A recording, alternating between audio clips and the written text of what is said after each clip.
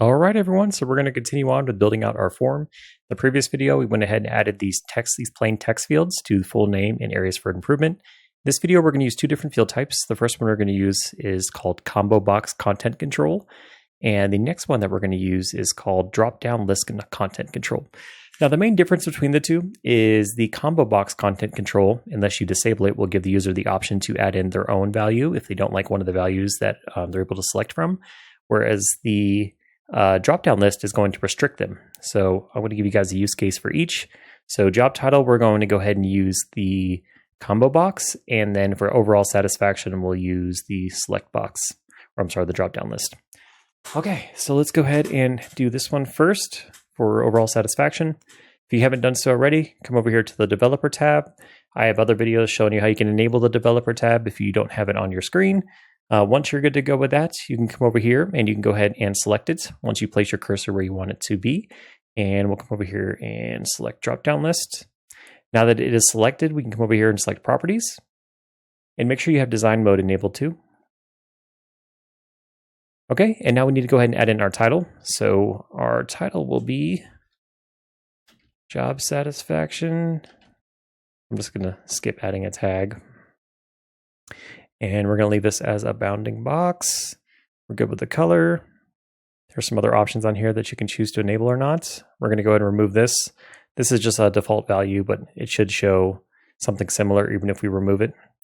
So the first thing that we're going to select is your overall job satisfaction. Is it high? Or is it medium? Or is it low?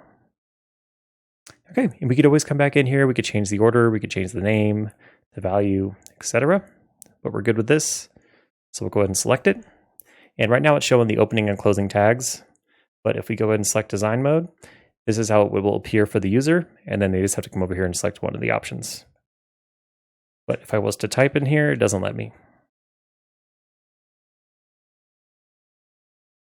Oops.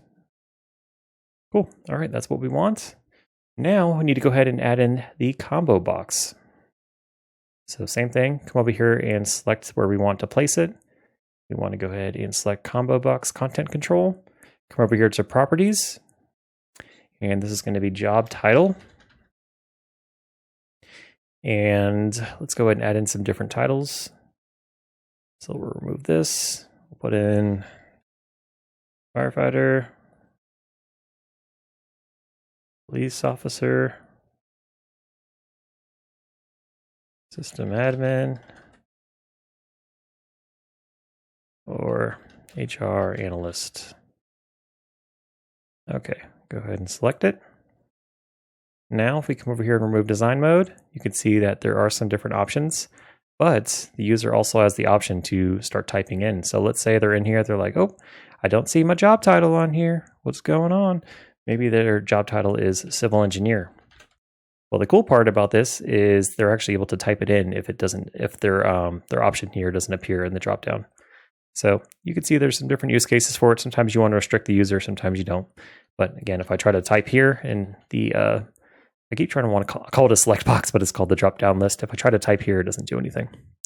Now we are going to do the same thing for the department. However, the department is also going to be a Dropdown list because they need to select one of the departments that I indicated. You can't just make up your own department. It doesn't work like that. So we have human resources. You have public safety.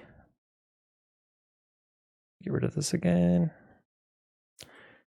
Or you have information technology. Or I guess we could also put in public works. Okay. Go ahead and remove this. Now if you come over here, these are the different options that are available. And same thing as above, if I try to select it, it's not, or try to type something in, it's not going to work. So we only have one field left, and that's going to be another video. In this one, we're actually going to go ahead and cover another field type, which is called the checkbox. So check for that video soon.